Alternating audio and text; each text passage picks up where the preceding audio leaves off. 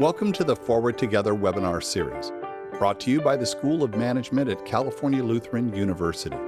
The series is designed to bring interesting topics and people to our global community of students, alumni, and leaders in business and government to empower, educate, and inspire.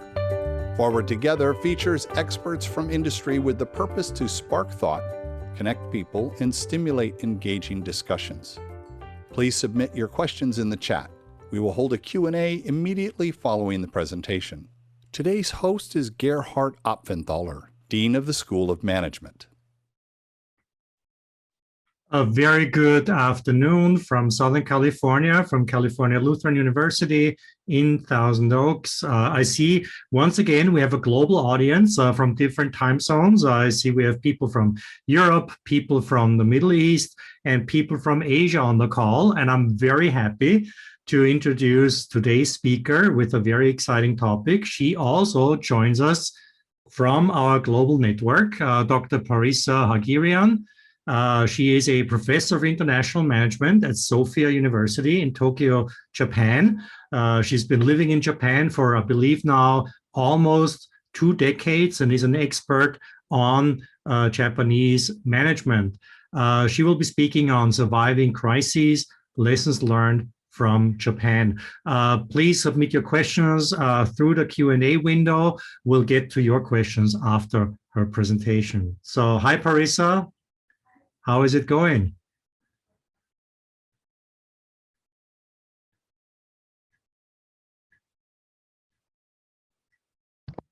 Okay, now it works. Hello, thank you very much. I'm very happy to be invited, and I'm also very happy to talk about one of my favorite topics. So thank you very much. Shall I start right now?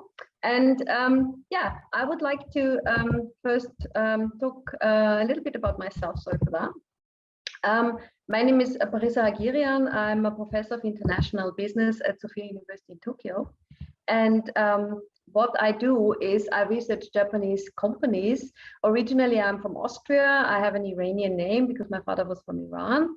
And I hold 2 degrees, 1 degree in international business and 1 in Japanese studies. So I've been involved in cross-cultural management topics for very many years. And I also have been working and living in Japanese companies, living in Japan, working in Japanese companies for almost 30 years. My first job when I was a student was in a Japanese company. I was fully socialized in a Japanese company. And I have to say I worked only 2 or 3 years in Western organizations and almost 30 years altogether in Japanese ones. So what I do is I research about differences, cross-cultural differences between Japanese and Western firms. And I also advise companies foreign companies, mostly European companies in Japan, and Japanese companies who go international. My topic today deals with the question why Japanese companies are surviving over many centuries. This is a really very interesting question. Japanese companies are very old. I will talk about this in a minute. And what I realized over the past years is that in Japan, companies are not only very old, they also have developed very special and different strategies. And I would like to talk about this today. So why is this an interesting topic? Sorry, I'm trying to, okay, there we go. Japan is the country with the oldest companies in the world. And here we have a short overview on the oldest companies. The oldest Japanese company is more than 1,000 years old, almost 1,200 years, and it's still existing in its current form. It was integrated into a bigger company, but there were more than 40 generations of company members or family members that kept the company going. And this company is a very good example of Japanese companies having one major focus, which is stability and surviving as a firm, yeah, which is not always meaning that you have to survive as a family business, but basically surviving as a group and surviving as a firm. And this is a very, very interesting research topic because Japan is a country that is traditionally very challenged. First of all, Japan is one of the countries, or the country that is exposed to very many natural disasters. It's very common to experience earthquakes, volcanoes, whatever. In Japan, I think you all remember the big earthquake in 2011.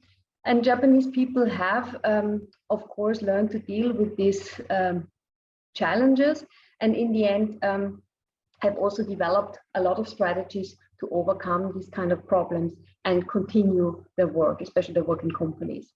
Another factor that is interesting is that Japan is a country with very few natural resources. Japan is a manufacturing country traditionally, but compared to other Asian countries, Japan is a country that has to import a lot of natural resources or resources to manufacture, and despite this became a very successful country. So what is the overall focus of the Japanese firm? As I said before, it's stability, keep the company going as a group and keep all members of the company safe, and to grow. Yeah? Growth is a very major factor of Japanese firms, which is also a big challenge in Japan at the moment because Japan is a shrinking market. Yeah, there is more. Japan has a very big demographic problem. The population is shrinking, the number of customers is shrinking, the number of potential employees is shrinking, and that's one reason why Japanese companies are trying to grow not only inside Japan but also outside Japan, but still have a very, very strong growth agenda. So before I start, I would just like to talk a few seconds about the J firm, the Japanese company, which is a little bit different from a Western firm. When we look at the Japanese firm, we have a very strong focus on membership. So people mainly or mostly join because they want to be member of a big group, if possible, a famous group, a well-known group, a famous brand. And the content of this group or what they exactly do at the company is not a major reason to join. Yeah, so membership is a very clear goal, and in Japan, traditionally, membership is a lifelong experience. So basically, you're supposed to enter and stay as long as possible, in many cases until retirement. Yeah. Usually, the Japanese company very strongly distinguishes between insiders and outsiders. It is very important to know who belongs to the firm and who doesn't. In many Japanese companies, you can see this really well. It's written on your name card, for example, or you have a special tag with a color. So you can clearly identify who belongs where and who is not a member, which is very, very important. Then we have a very clear hierarchy. Inside the company, older members have more power than younger members.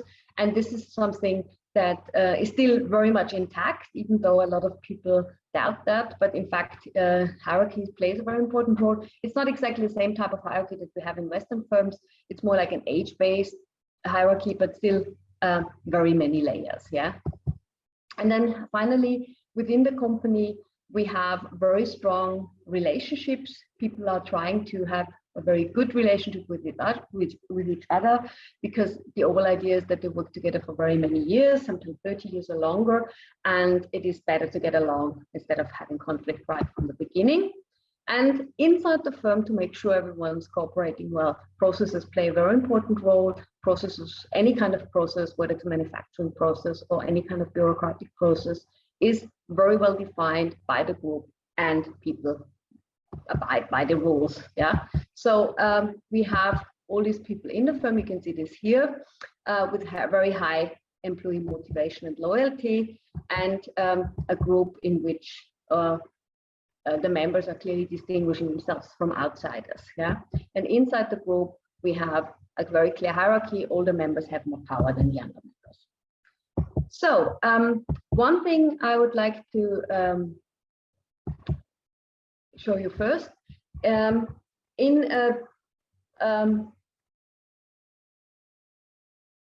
management, there are different types of strategies. I kind of divided my presentation into 4 different types of strategies to make it easier to understand. And the highest level of strategy, or top management level of strategy, would be corporate strategy. Here, the company is interacting with other corporations, and the major focus is to grow the firm and keep it going.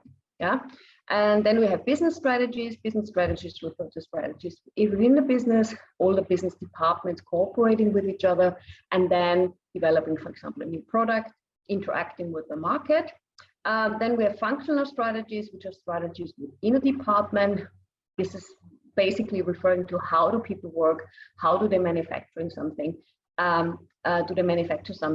and the focus here is cost cutting and making sure the processes are reliable and standardized.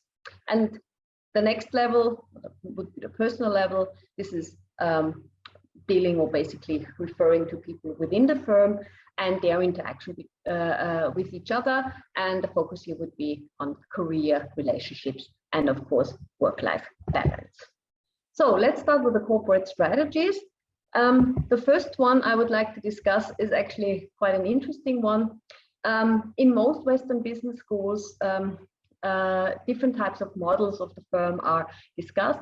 The most popular model at the moment is the so-called resource-based view of the firm, especially in Western companies. And here we talk about the idea that a company should do things it knows best. So the company is referring to its resources, its skills, its competences, and is trying to distinguish from other firms by basically using these talents as good as possible. Yeah, and the interesting thing is that this is, of course, something we can see, especially in consumer goods industries, where companies are always trying to be different and develop interesting and new products. An older version of this is the so-called IO model, the industrial organization model, or industry organization model. And this model is actually referring to the fact that companies are more interested by the market.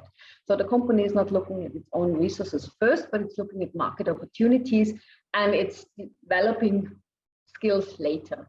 Yeah, a good example would be, let's say it's a manufacturing plant, and next to the manufacturing plant, there is a hotel that's for sale.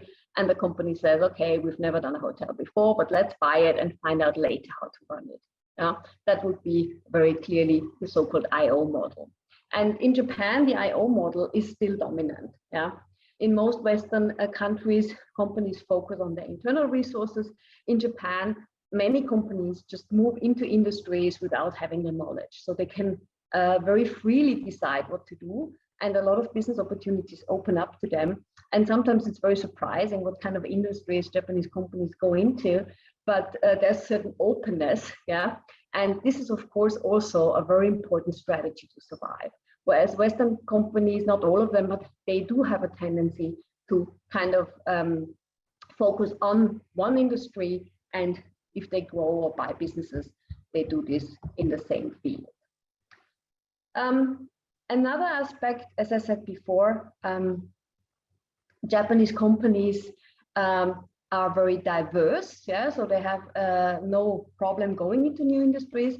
One effect of this is that some Japanese companies are present in very many different fields. Yeah, here we have an example, Hitachi. You can see this here. Hitachi is producing vacuum cleaners or even rice cookers, machines, car parts, producing trains, and also has they have financing services. They have an architectural office.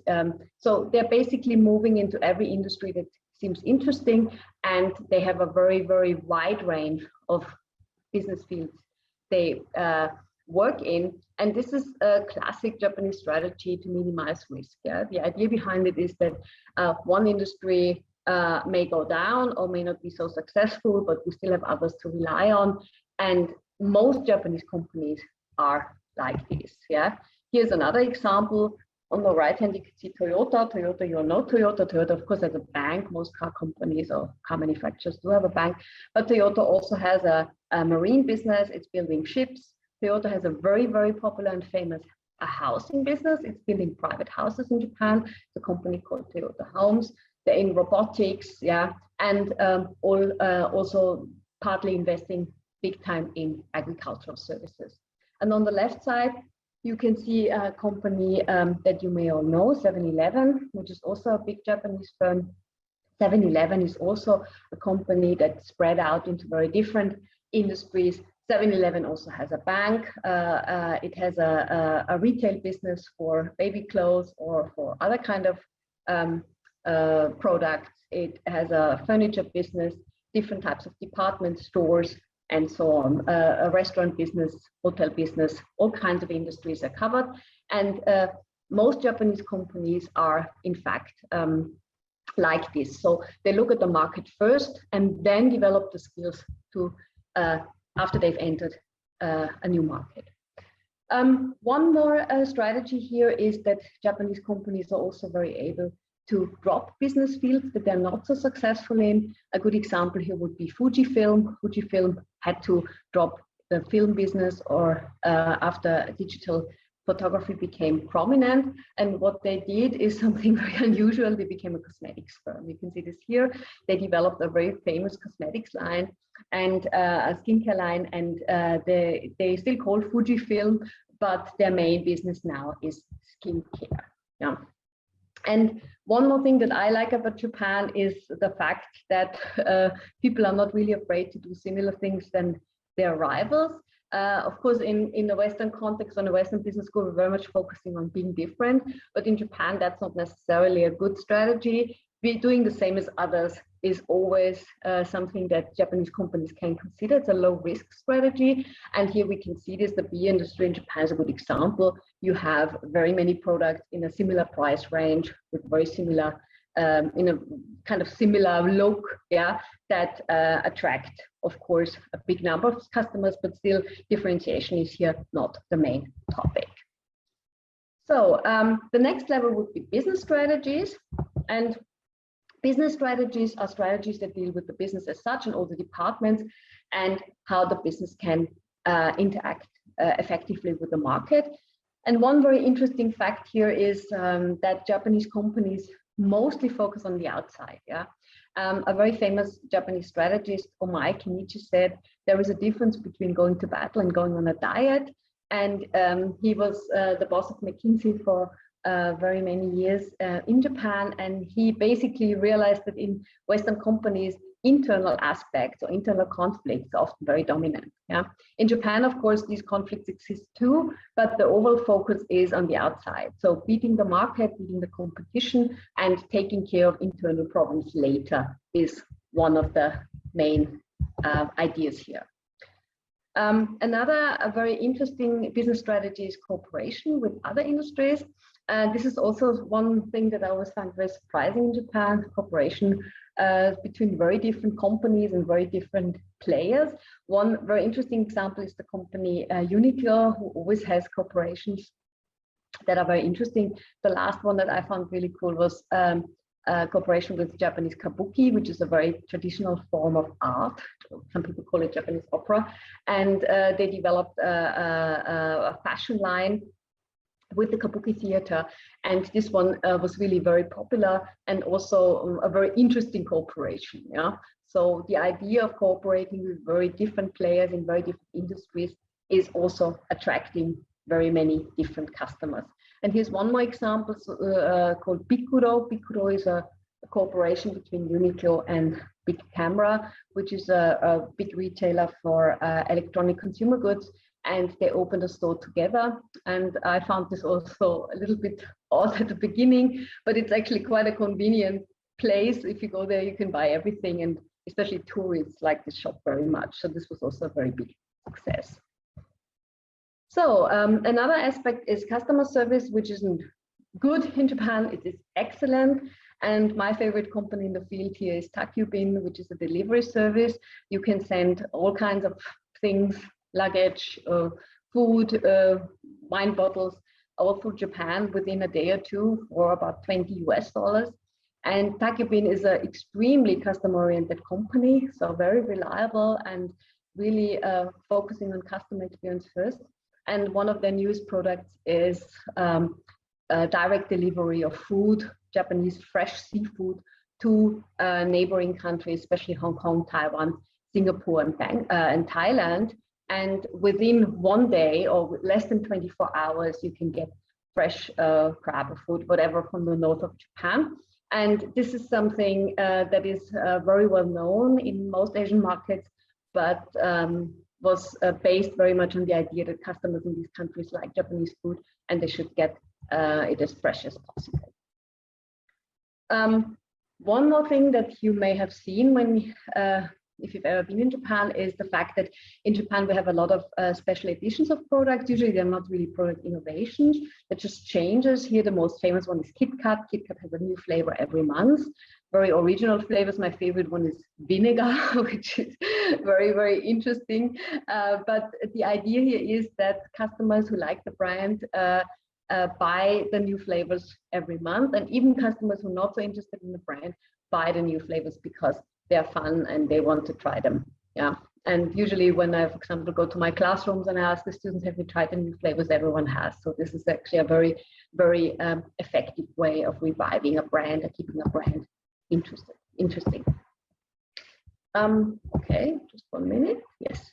One more thing, is itokodori. Itokodori refers to the fact that we are importing things from the outside in Japan, and in the Western context, we have the tendency to basically look at things black and white. We have a big picture, something we can use or we cannot use. And at the same time, in Japan, we have actually concepts that come to Japan, but they're not integrated fully. They're only integrated partly. So you look at the concept or an idea and you pick the parts that are usable or that you can use. And you, in fact, do this very effectively. Sorry, I have to go back a few slides. Right, here we can see this. One example here is Western food in Japan, which isn't really Western from a Western point of view, but some aspects of Western food are integrated and Japanized and reused, but not the whole concept. Yeah, and this is also one thing that my students once, one of my students once said to me, things are not always black and white, sometimes they're gray. So you can actually choose parts of a concept or parts of an idea and reuse it in your own business context. So on the next thing, the next level would be functional strategies within a department, or basically when we look at daily operations. The most famous ones here are just-in-time and 5S. These strategies are basically used in manufacturing to standardize processes and to make sure that products can be produced at a very low cost, but still very high quality. And we can say here, especially in the automotive industry, that Japanese are doing this better than anyone. Leading company here is Toyota. Yeah, so cost cutting is a very important aspect. And Kaizen is often also connected with these production concepts.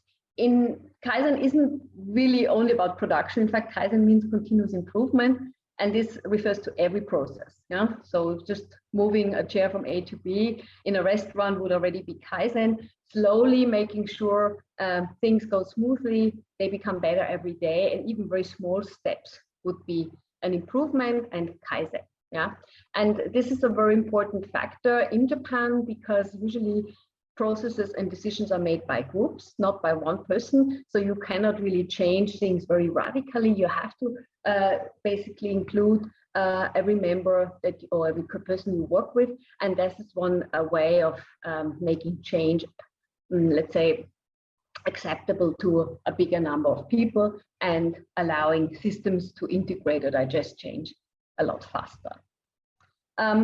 One more thing is in Japanese companies is the idea that not everything can last forever. So things are supposed to change or break. And even if this happens, you can build on parts of the former business or the former piece or the former art. And one very interesting way to do this is Kimsugi. Kimsugi is a Japanese art form, but basically what it does is it takes broken pieces of pottery and recreates them, yeah, and fills the cracks with lacquer. And it's a very, very difficult thing to do, actually. It takes a long time to do that, a few months to get something done. But at the end of the day, the idea is that out of something broken, new ideas or new beauty can be developed. One more thing that I also find interesting in Japan is that every decision is a group decision. Yeah, And most decisions are basically done by at least a small number of people, 4 to 5, often up to 40 people or more are discussing a change or a paper or whatever, and in the end stamp it and approve it. And this is, of course, a very time-consuming process. It's not always a good process when it comes to crisis, but at the end of the day, it's also making sure that there is no resistance after the decision is made, and the team or the company can move into action right after the decision is made. Yeah. So this is not always the case in Western companies, where decisions are often made by one person, and this person has to deal with a lot of resistance. But in Japan, the decision-making process takes a lot longer. But once things are decided, there is very little problem after that, or implementation can start right away. Another thing that many people don't know about Japan is most Japanese managers are all-rounders.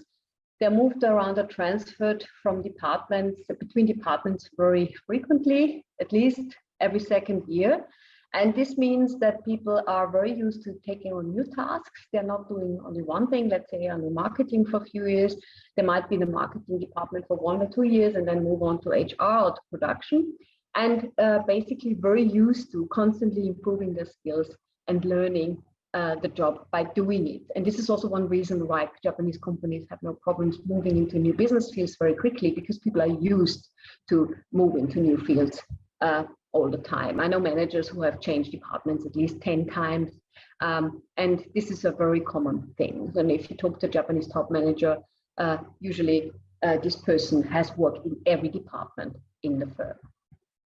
So one aspect that I found very interesting, that Japanese companies very transparent. For example, the payment scheme in traditional Japanese firms is very clear to everyone. Every year you move up a step, and there is some kind of system that everyone knows.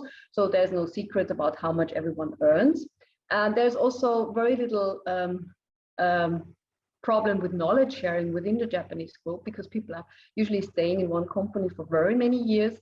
They feel very connected to each other, and this kind of transparency is also a very, very big advantage.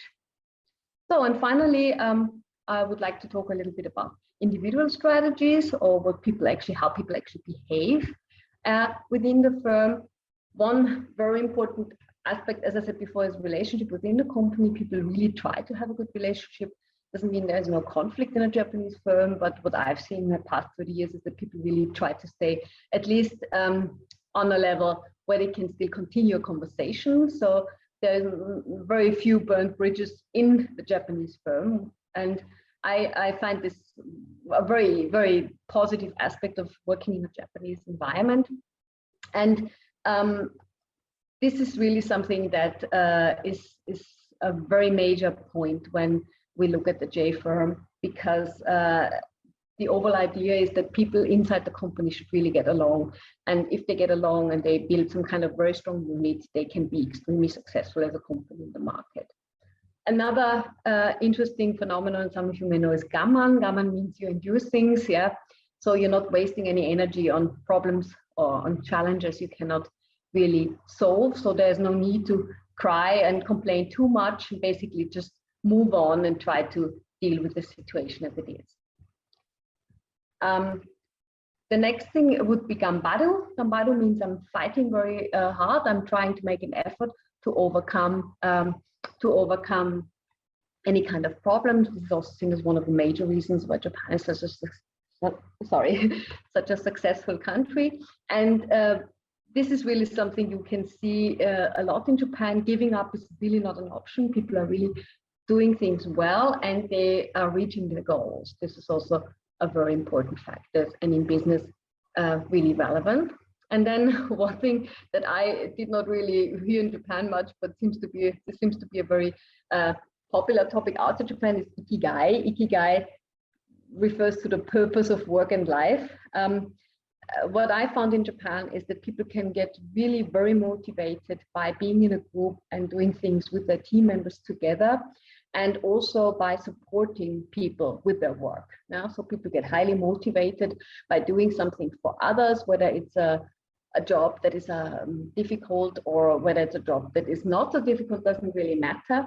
And one thing is also very interesting in Japan, people do not judge work so much. There's not good work and bad work, or strategic work is more important than process-oriented work. I like this very much. Japanese people, for example, cannot really understand the differentiation between white-collar and blue-collar workers because they think everyone is contributing to the company's success and everyone is pretty much the same. So people are really motivated by supporting society and supporting the company with their efforts. And then finally, one thing that Japanese people may not find a strategy, but what I saw in Japan a lot, if there is a crisis and, for example, an earthquake or something happens that's really unexpected, people do not really stop doing things. They're basically doing something right away, and whether it's cleaning or taking care of something, there's an action right after something serious happens. And I have really learned this after living in Japan for so many years, that complaining isn't always the best option, but it might be a good idea to just do something. And even if it's just cleaning or taking care of small things, gaining control over the situation, and then moving on, trying to think, of course, what can I do now? And this is really something that I personally took away from Japan, that I really start, once I feel challenged or stressed, I really start doing at least a small thing and move from there. And that's really been a very, very important advice for my life. So thank you very much. I think I'm almost done. Yes, here's an overview over the strategies that I just discussed. One thing I would like to say, if you would like to have the slides, you can just get them later, so there's no need to take too many notes here. But the overall idea again is that the Japanese company wants to stay as it is and wants to create stability and reliability for its members and make sure that they can work in it as long as possible. So thank you very much. And here, yes, Gerhard, please. Thank you so much. Very insightful presentation. Makes me want to visit Japan even more. I hope to see you soon there. Yeah. We have a number of interesting questions in the Q&A window, and I would like to start with Laura Wells's question. She mentions that she's been living in Tokyo herself for about 20 years, and she feels that a lot of Japanese business has a lot of great ideas to offer to the world, cohesion, collaboration, cooperation, and she wonders what you think about the transferability of those principles to Western companies. Yeah, this is a very interesting question. What you may have realized is that Japanese companies behave very different inside Japan and outside Japan. Yeah, and this is also something that is a very interesting research topic. A lot of people wonder about that. But Japanese companies have actually very long history in overseas or internationalization. And what they did is, because they are very integrative, they have brought in a lot of, let's say, local people everywhere in the world to work for them. So Japanese companies overseas have localized a lot more or changed a lot more than Japanese companies in Japan.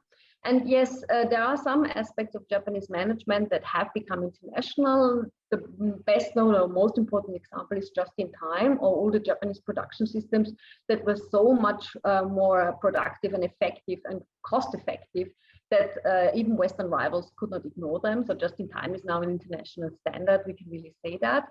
And but if you look at other systems that are very culture related, for example, group decision making, or the fact that older members have more power, or the way that people are moved around the firm, this is often very difficult to export.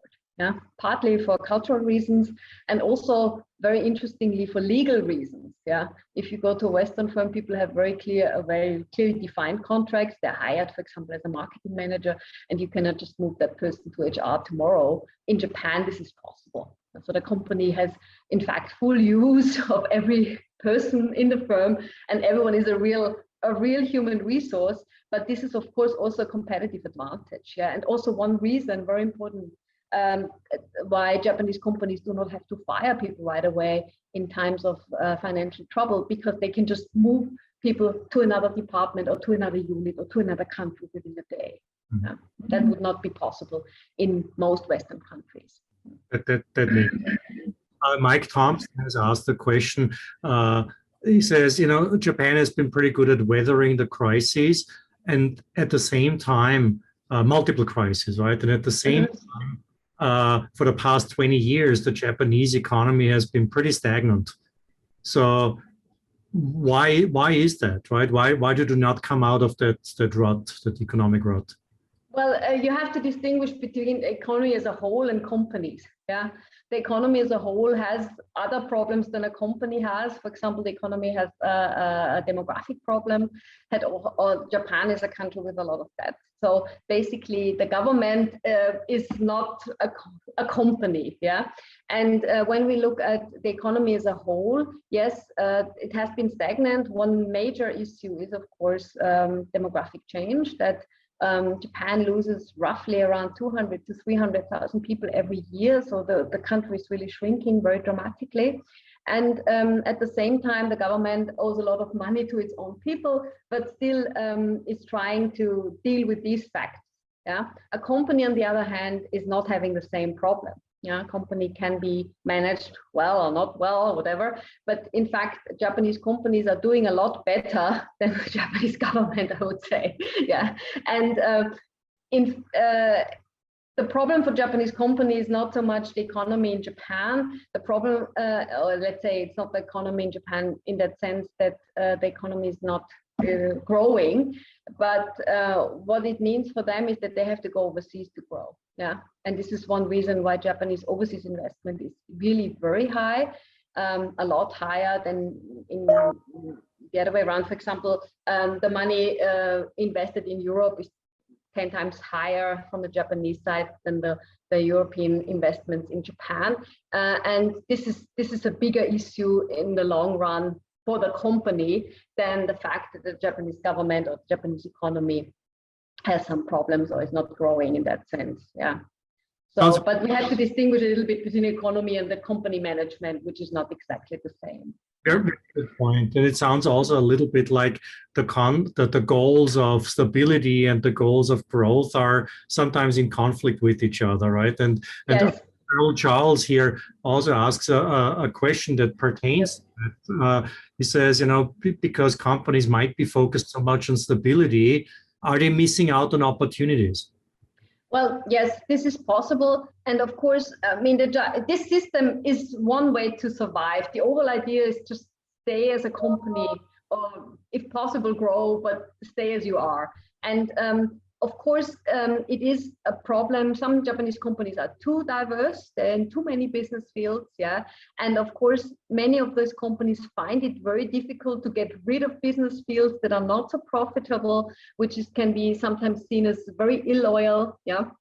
And then, of course, we have the big conglomerates are very different from smaller companies in Japan, which are still very family oriented and really small. The majority of Japanese companies is between 10 and 50 people. And these companies are not managed like a big Japanese conglomerate. Yeah. And so of course, they're missing out on opportunities. One problem I find is that sometimes I think Japanese companies until now have a problem re-importing what they learned overseas. This is changing now. We really have to say that. But and it's also changing because, as I said, there's not enough people in Japan. This also affects companies because there's not enough workers or employees. So there's more and more foreigners coming in, and this will actually implement or lead to some change. But yes, this over diversification can, of course, also lead to having not enough focus. Yeah. Which is in sometimes good, but can also be a little bit, can be a problem in the long run. And I think you already answered a question that Hamid Reza Meshki has asked here. Isn't that diversification, can this work to the disadvantage of companies? Yes, I mean, from a Western perspective, this over diversification is very odd. Yeah, so it's very possible that you work in sales in a chemical plant and the next day you're managing a hotel. This is not something unusual. Of course, it's not happening every day, but this is possible. And from a Japanese perspective, it means you're broadening your experience, you're learning something new, you're gaining maybe insights into fields that you would have never done, or basically you've never been interested on your own. So there's a lot of positive things coming with that. But on the other hand, of course, in Japan, the majority of managers are very more generalist managers. They're not specialists, yeah, and that can also have a negative effect on the firm. Yeah. We were talking about opportunity a little bit. Bill Pratt asks a very pointed question. Could there ever be a Tesla or a SpaceX in Japan, one of those very innovative, high growth tech startups? Well, there are some interesting startups in Japan. And yes, I think there's a lot of ideas that are individual enough. But what we have to see is that, of course, product development in Japan is also a group process in most cases. There are exceptions, of course, but in most cases.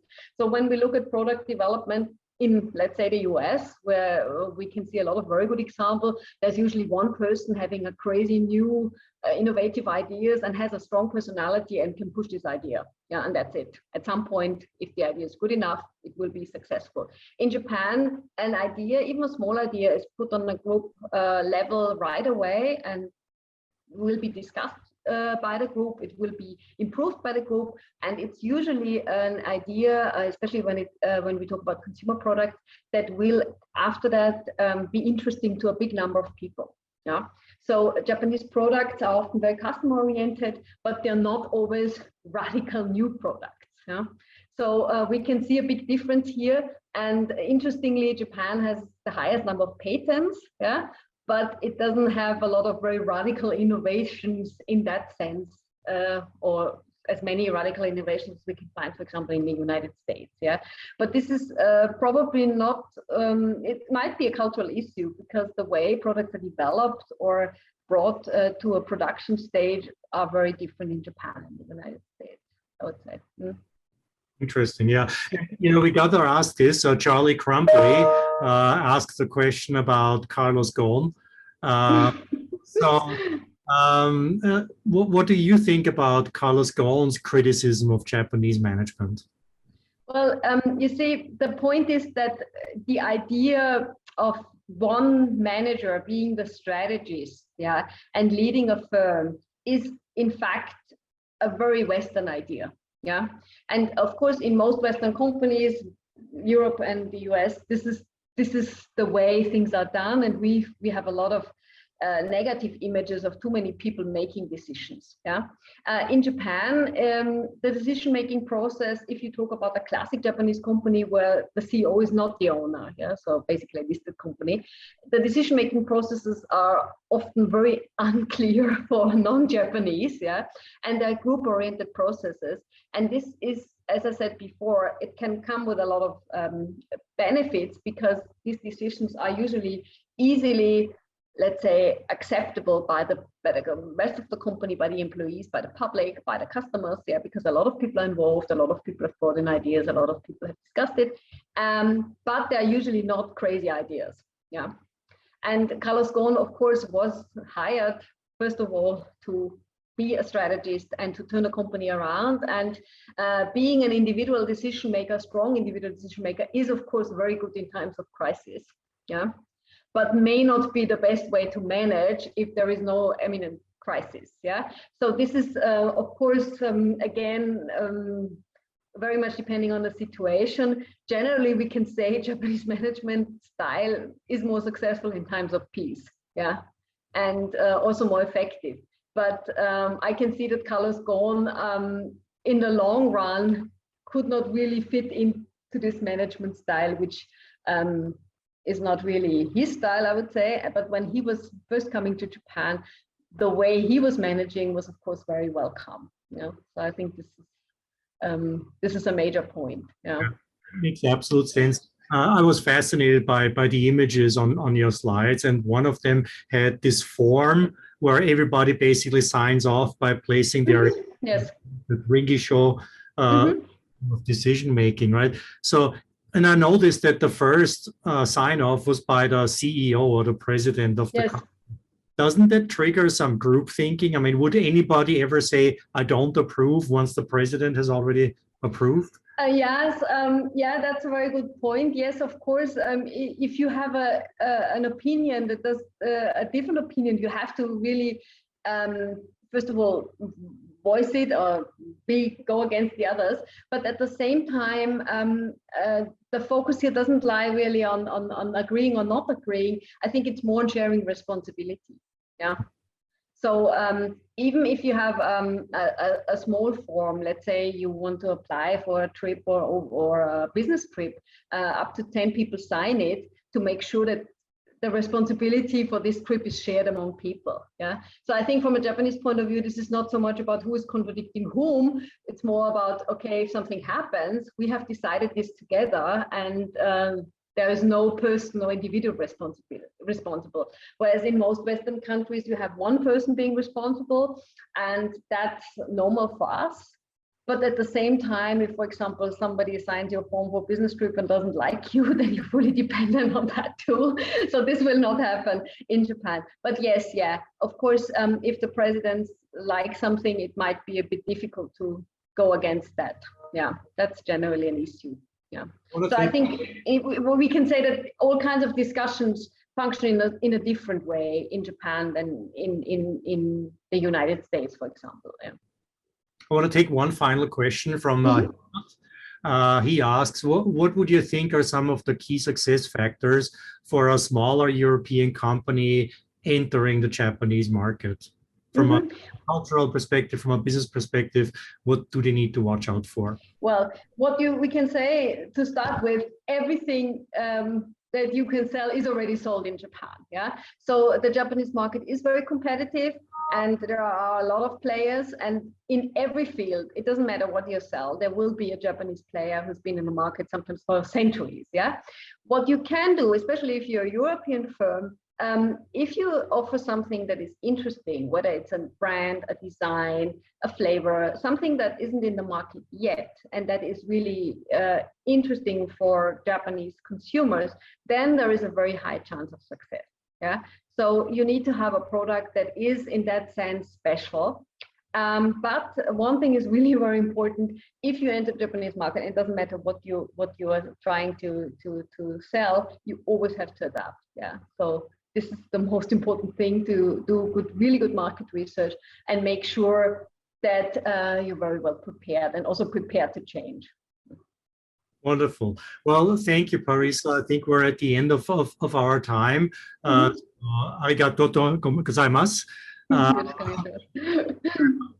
For being here with us today. For all of you in the audience who want a copy of the slides, please email us at som@callutheran.edu. The Forward Together webinars will take a short summer break. I think we've deserved it over the next few weeks, and we'll be coming back in early fall, late summer with a few new events. Again, thank you to Dr. Haghirian, who has shared her expertise with us. Thank you all for being here today, and hope to see you after the summer. Thank you. Thank you. Thank you very much for having me. Bye-bye. We thank you for participating in today's Forward Together webinar series, brought to you by the School of Management at California Lutheran University. The School of Management offers a broad range of programs and community services. Whether you're looking to upgrade your career, locate current economic data from our Center for Economic Research and Forecasting, or a place to start and grow your business at Hub 101, our community startup space, we invite you to visit us at clu.edu/SOM and join the community as we move forward together.